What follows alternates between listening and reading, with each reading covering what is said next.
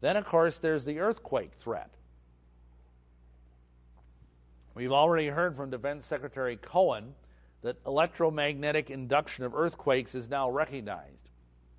And on the left side of your screen, you see there a graphic from a magazine from like many years ago showing Tesla sitting there and the earth blowing apart in two like an apple being split in two. You know that statement I used back at the beginning of the meeting. Something definitely is going on in the earthquake department. Seismologists have noted that the frequency of earthquakes is going up faster and faster and faster. When I was out in California, someone told me they had 5 earthquakes out there just in the last couple of days. In the early 1900s, the normal rate of large earthquakes was 2 or 3 a year.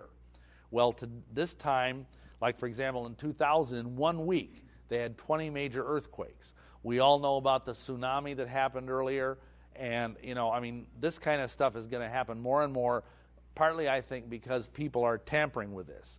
You can create an earthquake with scalar energy. You just have to be patient. You just gradually send scalar beams into somewhere where you know that there is in fact a fault line.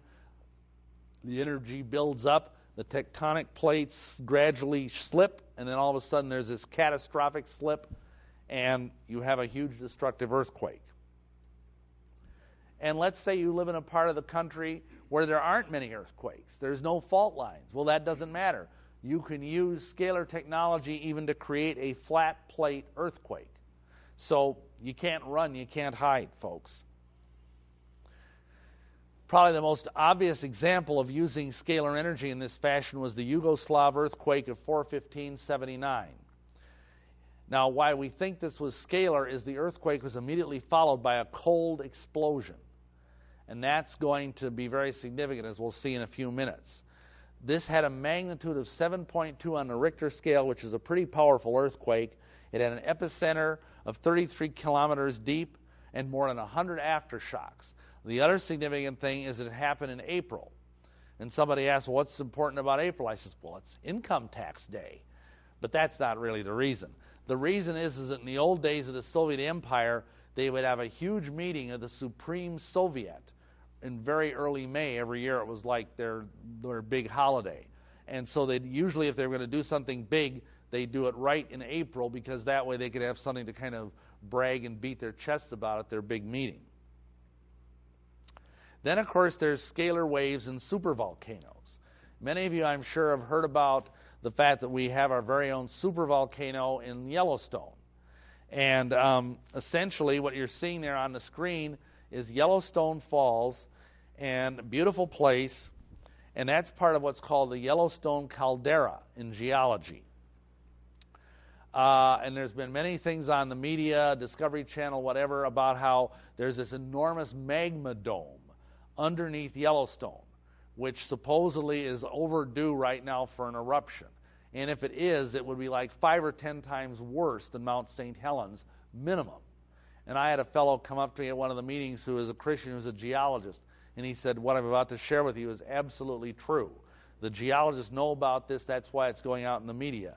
The problem is that this caldera in Yellowstone has been targeted already, we are told, by scalar weapons. So they've got it in their crosshairs, so to speak.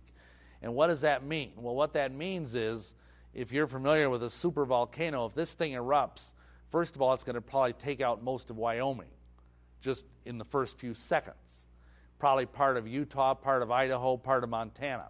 The next thing that's going to happen is, because again, we're talking about maybe 6, 7 volcanoes erupting virtually very much close to each other in time. There's going to be huge amounts, tons and tons of ash being sent up into the atmosphere.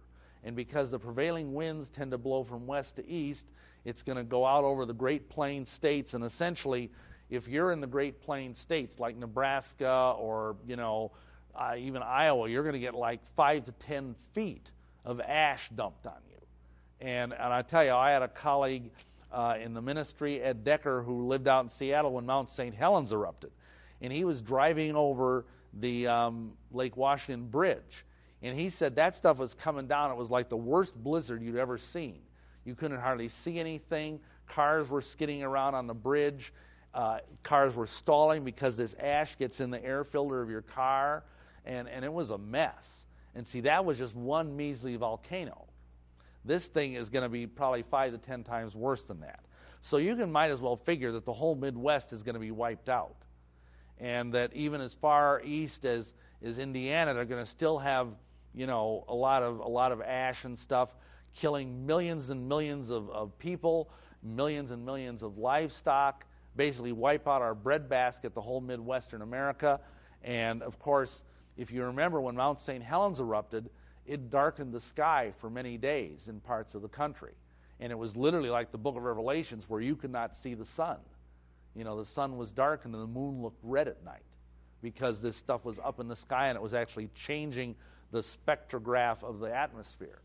So, this is one thing you've really got to pray about, folks, because whether or not the scalar waves hit it, supposedly this thing can go off at any time.